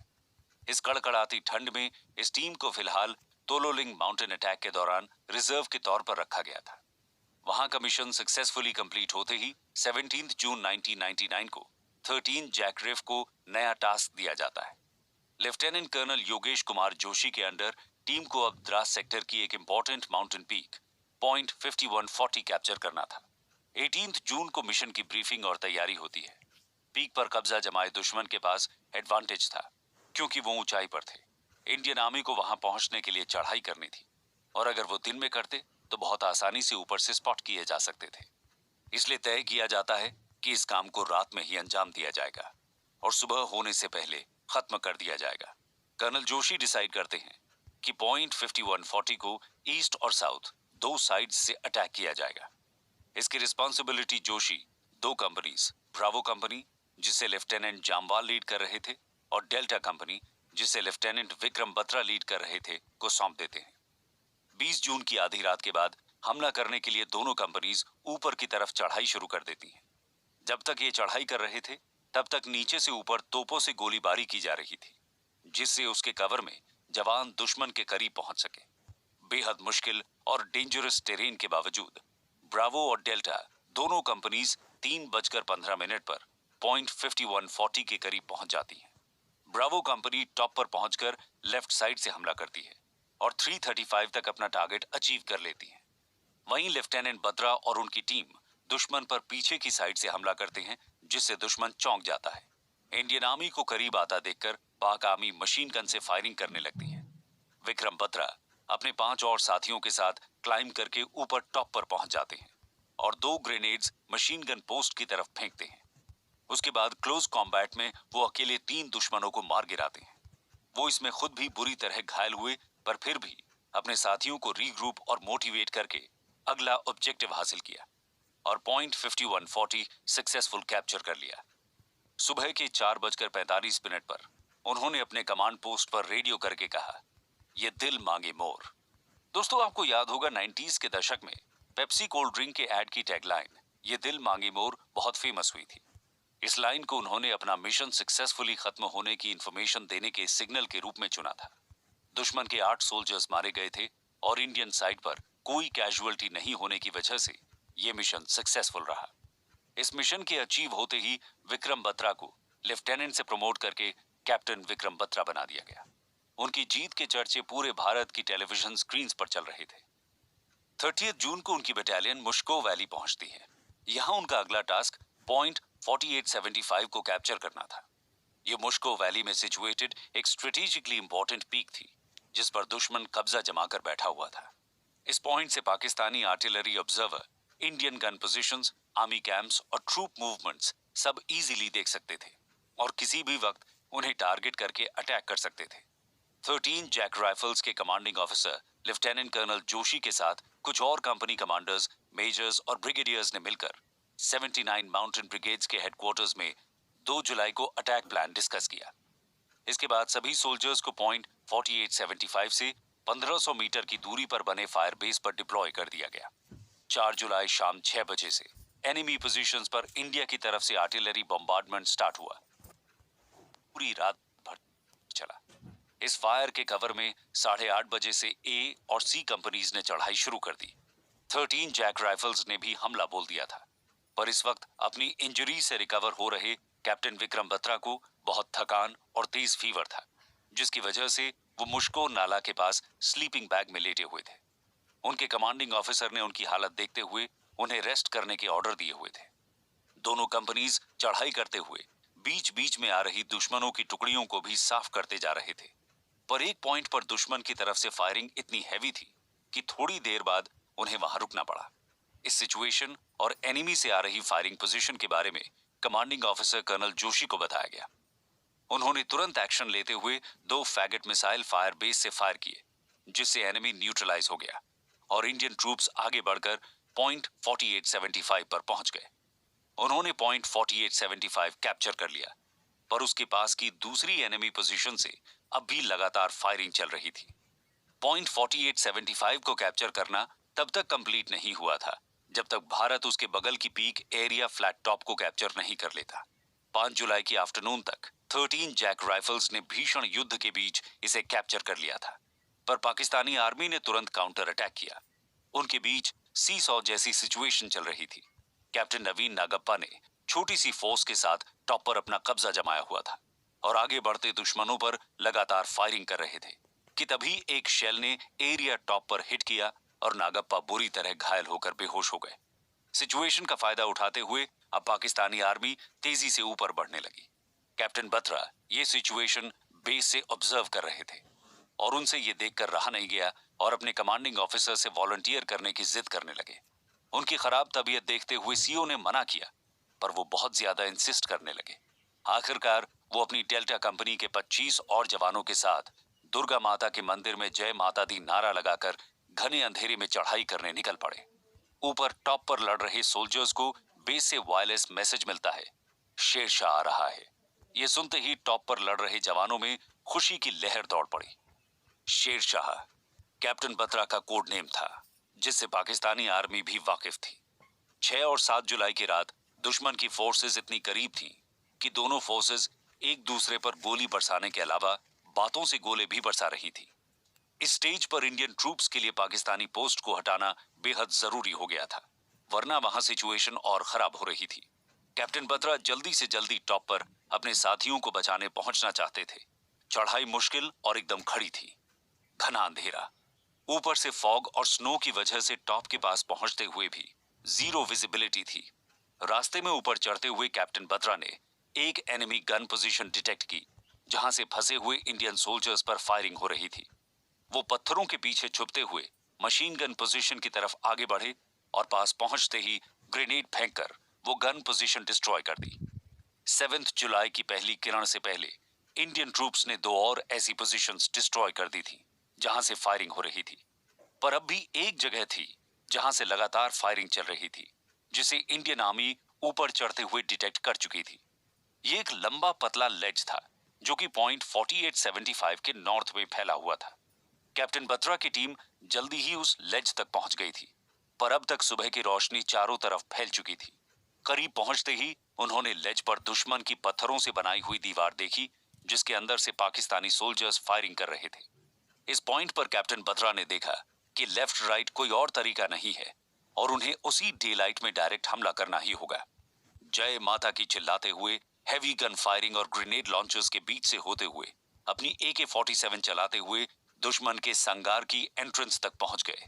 इस प्रोसेस में वो खुद भी बुरी तरह घायल हुए, पर फायरिंग कंटिन्यू करते हुए आगे बढ़ते रहे, जिससे दुश्मन हैरान रह गया और पॉइंट ब्लैक रेंज पर उन्होंने 5 पाकिस्तानी सोल्जर्स को मार गिराया। टोटल 7 सोल्जर्स मारे गए और बाकी के दुश्मन डर के मारे भागने लगे। घायल नवीन को उन्होंने बंकर से बाहर निकाला, पर अभी भी उस लेज पर एक मशीन गन पोस्ट थी जिसे शांत करना बाकी था। कैप्टन बत्रा ने अकेले ही उस तरफ आगे बढ़कर 4 और सोल्जर्स मार गिराए। इसके बाद उन्हें रियलाइज हुआ कि उनके एक आदमी को गोली लगी है। उसे सेफ जगह लाने के लिए वो खुद उस जगह कूद पड़े जहां वो पूरी तरह से दुश्मन की फायरिंग के बीच एक्सपोज हो गए। एक गोली बहुत ही क्लोज रेंज से उनकी छाती में आकर लगी और ठीक 1 सेकंड बाद ही RPG का एक स्प्लिंटर उनके सिर में लगा। वो वहीं गिर पड़े और भारत मां के लिए शहीद हो गए। आर्मी ज्वाइन करने से पहले कैप्टन बत्रा अपने भाई के साथ टीवी पे टेलीकास्ट होने वाला एक प्रोग्राम परमवीर चक्र बहुत इंटरेस्ट से देखते थे, जिसमें परमवीर जीते हुए साहसी लोगों की कहानी दिखाई जाती थी। किसे पता था कि उससे इंस्पिरेशन लेते लेते वो खुद एक दिन उस कहानी से जुड़ जाएंगे। 15 अगस्त 1999 को उन्हें इंडिया के हाईएस्ट मिलिट्री अवार्ड परमवीर चक्र से सम्मानित किया गया, जिसे उनके पिताजी ने प्रेसिडेंट KR नारायणन से रिसीव किया। ये कहानी अधूरी रह जाएगी अगर मैंने आज उस इंसान का नाम न लिया जिसने विक्रम बत्रा के मरने के बाद भी हर दिन अपना जीवन उनकी सिर्फ 4 सालों में बनाई यादों के सहारे जिया। ये नाम है उनकी फियांसे डिंपल चीमा का, जिससे वो कारगिल युद्ध खत्म होने के बाद शादी करने वाले थे। उनकी मौत के बाद डिंपल ने कभी शादी न करने का फैसला किया और वो आज भी उनकी यादों में जीती हैं। एक इंटरव्यू में उन्होंने कहा था, मुझे ऐसा लगता है कि वो किसी पोस्टिंग पर हैं, इस जीवन में न सही पर किसी और दुनिया में हम जरूर मिलेंगे। प्यार की जो डेफिनेशन कैप्टन बत्रा और डिंपल ने लिखी, वो आज के जमाने में लगभग इम्पॉसिबल ही है। एक ने अपनी जान देश प्रेम में लुटा दी और एक ने सच्चे प्यार की खातिर जीते जी हर दिन कुर्बानी दी। एक आदमी जिसके बहुत से रोल्स हैं। ये इंडियन रेवेन्यू ऑफिसर IRS हैं, पैराट्रूपर हैं, कमर्शियल पायलट हैं, एडवोकेट हैं, हस्बैंड हैं और 2 बच्चों के पापा हैं। ये कोई फिल्मी हीरो तो नहीं, पर इन्हें रियल लाइफ हीरो कहना बिल्कुल भी गलत नहीं होगा। फिल्म का हीरो एक फिल्म में एक रोल निभाता है, पर ये जनाब तो असल जिंदगी में कई रोल्स निभा रहे हैं। बहुत से रोल्स निभाते हुए इन्होंने इतना कुछ अचीव किया है जितना कि असल जिंदगी में एक आम इंसान सिर्फ सोच ही पाता है। कोई सोचता है मैं आज ये नया सीखूंगा, अब से मैं इस हॉबी को टाइम दूंगा। सोचते सोचते हम डेली रूटीन्स की भागदौड़ में ही रह जाते हैं। टाइम और जॉब को ब्लेम करके कुछ भी नया करने से रुक जाते हैं। पर इस व्यक्ति का कहना है limits are in our head, आप जो चाहे वो कर सकते हैं। ये इंस्पायरिंग ऑफिसर जो बहुत सारे रोल्स को बखूबी निभा रहे हैं, उनका नाम है कैप्टन प्रदीप शौर्य आर्य। अगर मैं ये कहूं कि ये एक रेगुलर सिविल सर्वेंट है, गवर्नमेंट ऑफिस में जॉब करते हैं और इंडियन आर्मी का भी एक इम्पॉर्टेंट पार्ट है, तो आपको बिलीव करना थोड़ा मुश्किल लग रहा होगा। 2 बड़ी रिस्पॉन्सिबिलिटी वाली जॉब्स एक साथ में एक ही इंसान करता है, ये कैसे पॉसिबल है? यही सोच रहे हैं ना आप दोस्तों। ऐसा इसलिए पॉसिबल है because captain Pradeep territorial army यानी इंडिया की सेकेंड लाइन ऑफ डिफेंस का हिस्सा है। टेरिटोरियल आर्मी इंडियन आर्मी का वो हिस्सा है जिसमें इंडियंस अपनी रेगुलर जॉब करते हुए इंडियन आर्मी को भी सर्व करते हैं। इसमें उन्हें इंडियन आर्मी की ज़रूरत के हिसाब से, फॉर एग्जाम्पल जब कोई नेचुरल डिजास्टर हो जाए, कोई पर्टिकुलर ऑपरेशन, इमरजेंसी या वॉर टाइम, जब उन्हें एडिशनल सपोर्ट की ज़रूरत हो, तब अपनी वॉलंटरी सर्विसेज देनी होती हैं। इसके अलावा साल में 2 महीना कंपल्सरी इन्हें इंडियन आर्मी को देना होता है। अब यहाँ प्रदीप शौर्य आर्य तो पहले से ही बहुत अच्छी पोजीशन पर गवर्नमेंट जॉब में थे, फिर भी एक सिविल सर्विसेज ऑफिसर होते हुए टेरिटोरियल आर्मी को ज्वाइन करके किस तरह इन्होंने एक्स्ट्रॉर्डिनरी करेज दिखाया, उसके लिए उन्हें शौर्य चक्र से नवाजा गया। आइए जानते हैं उनकी इस जर्नी के बारे में। साल 2004। इस साल इंडियन रेवेन्यू सर्विसेज के बैच से प्रदीप शौर्य आर्य पास आउट हुए और बन गए IRS ऑफिसर। पर देश प्रेम और भारत माता के लिए कुछ करने की इच्छा से साल 2008 में इन्होंने अपने ऑफिस से NOC यानी नो ऑब्जेक्शन सर्टिफिकेट लेकर SSC यानी सर्विस सिलेक्शन बोर्ड का एग्जाम दिया।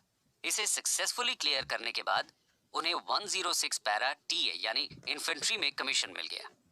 इसके बाद इंडियन मिलिट्री एकेडमी देहरादून से इन्होंने अपनी 3 महीने की पोस्ट कमीशन ट्रेनिंग खत्म की और 106 इन्फेंट्री बटालियन टेरिटोरियल आर्मी में कमीशन हो गए। अब यहाँ उन्हें पैरा SF नॉर्दर्न कमांड की 4th बटालियन के साथ अटैच किया गया और उधमपुर में उन्हें वो ट्रेनिंग मिली जो आगे चलकर दुश्मनों की घुसपैठ नाकाम करने में बेहद काम आई। इस ट्रेनिंग के दौरान उन्हें स्पेसिफिक कॉम्बैट रोल और ऐसे वेपन्स चलाने की ट्रेनिंग मिली जो सिर्फ स्पेशल फोर्सेस के लिए ही ऑथराइज्ड होती है। टेरिटोरियल आर्मी का हिस्सा बनते ही वो हर साल इंडियन आर्मी को सर्व करने लगे और कभी कभी जरूरत पड़ने पर जब उनके आर्मी के कमांडर बुलाते तो अपने सिविल जॉब वाले बॉस की परमिशन लेकर आर्मी रिलेटेड काम को पूरी लगन से पूरा करके वापस मुंबई आ जाते। ऐसा ही चलता रहा और फिर आया मई 2017, वो साल जिसमें उनके मिलिट्री करियर का एक नया चैप्टर जुड़ने वाला था। इस वक्त वो इनकम टैक्स डिपार्टमेंट में एडिशनल कमिश्नर की पोजीशन पर काम कर रहे थे। जैसी पोजीशन थी उस हिसाब से काम की रिस्पॉन्सिबिलिटीज भी कुछ ज्यादा ही थी। 2 मई 2017 को वो अपने बलार्ड एस्टेट सिचुएटेड मुंबई के ऑफिस में फाइलों के पन्ने पलट रहे थे कि अचानक फोन की घंटी बजती है। देखने पर पता चलता है कि ये बेहद जरूरी कॉल थी जिसे वो कितने भी बिजी हो अवॉइड नहीं कर सकते। ये कॉल थी उनकी आर्मी यूनिट 4 पैरा SF के कमांडर की। पिछले 3 सालों में पैरा SF से इस तरह की कॉल्स बहुत बढ़ गई थी और उन्हें पहले से अब कुछ ज्यादा ही बुलाया जा रहा था। ऐसा इसलिए था क्योंकि सिंपल से दिखने वाले इस गवर्नमेंट एम्प्लॉई ने LOC के आसपास एक स्ट्रॉन्ग इंटेलिजेंस नेटवर्क बना लिया था। कॉल पर उनके CEO ने सिर्फ यही बताया कि उन्हें अर्जेंटली अपने जम्मू कश्मीर बेस कैंप पर रिपोर्ट करना होगा, उड़ी सेक्टर, जहां उस वक्त उनकी यूनिट डिप्लॉयड थी और बाकी की डिटेल्स वहां पहुंचकर ही बताई जाएंगी।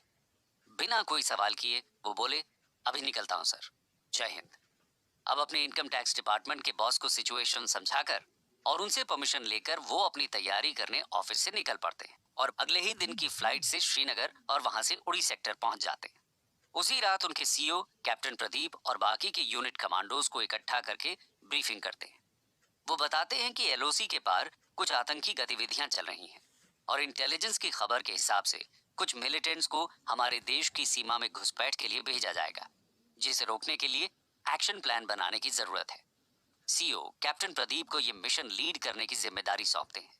उन्हें LOC के दोनों तरफ से इंटेलिजेंस इकट्ठा करके ये पता लगाना था कि ये आतंकी कब, कहां और कैसे LOC क्रॉस करेंगे और इसके लिए उन्हें अपने स्क्वाड्स को भी तैयार करना था, जिससे या तो आतंकी घुस न पाए और अगर घुस गए तो जिंदा बच न पाए। इससे ठीक 8 महीने पहले ही सितंबर 2016 में उड़ी हमले हुए थे, जिसमें 19 भारतीय फौजी मारे गए थे। उसके कुछ ही दिन बाद भारत ने POK में मिलिटेंट लॉन्च पैड्स पर सर्जिकल स्ट्राइक कर इस बात का बदला लिया था, जिसके बाद से ही दुश्मन देश की फौज तिलमिलाई हुई थी और आतंकी घुसपैठ की कोशिशें तेज कर रही थी। कैप्टन प्रदीप के एस्टैब्लिश किए हुए स्ट्रॉन्ग नेटवर्क को अब काम में लाने का वक्त आ गया था। उन्होंने अगले ही दिन से सभी डिपार्टमेंट्स में अपने कॉन्टैक्ट्स के through human, technical, communications, electronics and imagery intelligence से इंफॉर्मेशन कलेक्ट करना स्टार्ट कर दिया। 10 मई को सभी इंटेलिजेंस को एनालाइज करके ये पता चलता है कि LOC के उस तरफ पाकिस्तान आर्मी की 652 बटालियन कुछ आतंकियों को लाइन क्रॉस कराकर कश्मीर के अंदर घुसाने की तैयारी करवा रही है। उन्होंने अपने CEO और साथी कमांडोज को ब्रीफ करते हुए बताया, आतंकी सुगना पोस्ट से लॉन्च होंगे और उसके बाद KD के नाले वाले रास्ते से उड़ी सेक्टर के अंदर घुसने की कोशिश करेंगे। हमें उन्हें वहीं मार गिराना है। अभी ये तय नहीं है कि किस दिन ये वहां से लॉन्च होंगे, पर हमें अपनी तैयारी अभी से शुरू कर देनी है। 22 मई 2017 से इस ऑपरेशन की तैयारी फुल स्विंग में स्टार्ट हो गई। हथियारों से लदे अपने पहले स्क्वाड को LOC के पास टारगेट लोकेशन, जो कि चाबुक पोस्ट के पास थी, वहां भेज दिया जाता है।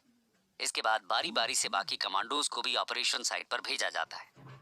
इन सभी का काम केडी के नाले के आसपास होने वाली गतिविधि पर नजर बनाए रखना था। 26 मई 2017 की रात कैप्टन प्रदीप को एक फोन कॉल आता है। ये कॉल सीमा पार से कैप्टन प्रदीप के एक ट्रस्टेड सोर्स का था। वो उन्हें इन्फॉर्म करता है कि आतंकियों को 28 या 29 मई को सुगना पोस्ट से भारत की सीमा में घुसाया जाएगा। कैप्टन प्रदीप समझ गए थे कि अब असली एक्शन का वक्त आ गया है। 28 मई 2017 भारी बारिश के बीच कैप्टन प्रदीप अपने 2 स्क्वाड्स के साथ चाबुक रीजन में पोजीशन ले लेते हैं। बाकी 4 स्क्वाड्स ने केडी के नाले की तरफ अपनी नजर और मजबूत कर दी। बारिश के थोड़ा कम होते ही कैप्टन प्रदीप अपने 2 स्क्वाड्स को एलओसी के और करीब पहले से ही डिसाइडेड एक पॉइंट पर भेज देते हैं। रात होते ही कैप्टन प्रदीप भी अपने हवलदार साथी के साथ केडी के नाले के पास पहुंच जाते हैं। उनके साथी के पास पिस्टल और थर्मल इमेजर था। अभी वो दोनों पोजीशन ले ही रहे थे कि कैप्टन प्रदीप की नजर इमेजर पर पड़ती है, जिसमें एक रेड कलर की ह्यूमन इमेज फॉर्म होती दिखाई देती है। थोड़ी ही देर में उसके पीछे एक और उसके भी पीछे 2 और आदमी आगे बढ़ते दिखाई देते हैं। कैप्टन प्रदीप टीम को अलर्ट करते उससे पहले उन 4 के थोड़ा और पीछे से 2 और आतंकी सभी केडी के नाले की तरफ बढ़ते दिखाई देते हैं। स्क्वाड्स को हाई अलर्ट करते ही वो लोग देखते हैं कि ये आतंकी नीचे झुककर छुपते हुए अब केडी के नाले से धीरे धीरे होते हुए उड़ी सेक्टर के डायरेक्शन में आगे बढ़ रहे हैं। क्योंकि दुश्मन के स्वागत की तैयारी कुछ दिनों से चल रही थी, इसलिए आतंकियों के पॉसिबल रूट पर पहले से ही विस्फोटक प्लांट कर दिए गए थे। कैप्टन प्रदीप ने उस कमांडो को जिसके पास विस्फोटकों का रिमोट था, उसको ऑर्डर देते हुए कहा कि जब आतंकी पूरी तरह हमारी जमीन पर हों तभी उन्हें उड़ा देना। इस ऑर्डर के 5 सेकंड बाद ही उस सन्नाटे की रात में 2 धमाके हुए। इस धमाके से एक आतंकी नीचे गिर पड़ता है और बाकी के 5 पेड़ों के पीछे छुपने लगते हैं। थोड़ी देर में एक आतंकी निकलकर अपने पहले से नीचे गिरे साथी को कवर में खींचने की कोशिश करता है और दूसरे हाथ से चारों दिशाओं में अंधाधुंध फायरिंग करना शुरू कर देता है। कैप्टन प्रदीप भी शांत नहीं बैठते और तुरंत आतंकी की ओर निशाना साधकर एक राउंड फायर कर देते हैं, जिससे वो दूसरा आतंकी भी वहीं ढेर हो जाता है। डरे हुए बाकी के 4 आतंकी घने पेड़ों के पीछे से स्क्वाड्स के डायरेक्शन में फायरिंग शुरू कर देते हैं। कैप्टन प्रदीप ने पहले से ही अपने स्क्वाड्स को अलग अलग दिशाओं में बांट दिया था और वो भी सब काउंटर फायरिंग कर रहे थे कि तभी उन्हें एहसास होता है कि ये गोली उनके कान को छू कर निकली है और पीछे देखने पर पता चलता है कि उनका एक साथी हवलदार नीचे गिरा हुआ था। आतंकी उसे स्पॉट कर चुके थे और उसकी ओर गोलियां बरसा रहे थे, पर हवलदार भी अपनी ओर से लगातार फायरिंग कर रहा था। इतने में कैप्टन प्रदीप अपने कवर से बाहर निकलकर एक लंबी छलांग मारकर एक गिरे हुए पेड़ के तने के पीछे पोजीशन ले लेते हैं। उन्हें पेड़ के बीच में से 2 AK-47 की नलियां और उससे आती गोलियों के फ्लैशेस दिखाई पड़ते हैं। ये देखते ही वो अपना निशाना उस ओर साध कर कई राउंड्स फायर कर डालते हैं, जिसके बाद उधर से आ रही आवाजें बहुत धीमी पड़ जाती हैं। इस मौके पर वो अपने हवलदार साथी को भी एक सेफ कवर में ले आते हैं। 10:50 का वक्त हो गया था और इस वक्त तक 4 आतंकी मारे जा चुके थे। बचे हुए 2 की तरफ से फायरिंग बहुत रुक रुक कर हो रही थी, जिससे ये साफ हो गया था कि उनके पास गोलियां खत्म हो रही थी। थोड़ी देर बाद दोनों आतंकी अपनी पोजीशन छोड़कर वापस पाकिस्तान लौटने के लिए एलओसी की तरफ भागने लगते हैं। कैप्टन प्रदीप जोर से चिल्लाते हैं, वापस नहीं जाने चाहिए। उनकी टीम के 12 कमांडोज जो अलग अलग दिशाओं में फैले थे, सब उन 2 आतंकियों की तरफ फायरिंग शुरू कर देते हैं। वो भागते भागते एलओसी के आखिरी भाग में पहुंच जाते हैं और इससे पहले कि वो एलओसी क्रॉस कर पाते, पैरा एसएफ की टुकड़ी जो आखिरी भाग पर स्टेशन थी, उन आतंकियों पर निशाना साधकर इतनी गोलियां बरसाती है कि वहां सन्नाटा छा जाता है। 3 हफ्ते चले इस तैयारी के बाद यह इनकाउंटर 45 मिनट में सक्सेसफुली कंप्लीट हो चुका था। अगली सुबह आतंकियों की 6 की 6 बॉडीज उनके हथियारों समेत रिकवर की जाती हैं। कैप्टन प्रदीप अपने सभी साथियों को इस सक्सेसफुल ऑपरेशन की बधाई देते हैं और बेस पर अपने सीओ सर को भी ये इन्फॉर्मेशन देते हैं। तो दोस्तों, ये थी हमारे जांबाज जवानों के जीवन की कहानियां। जितना जोश मेरे अंदर आपको इन्हें सुनाते हुए भर गया है, आई एम श्योर कि इन इंस्पायरिंग स्टोरीज से आपका जोश भी हाई हो गया होगा।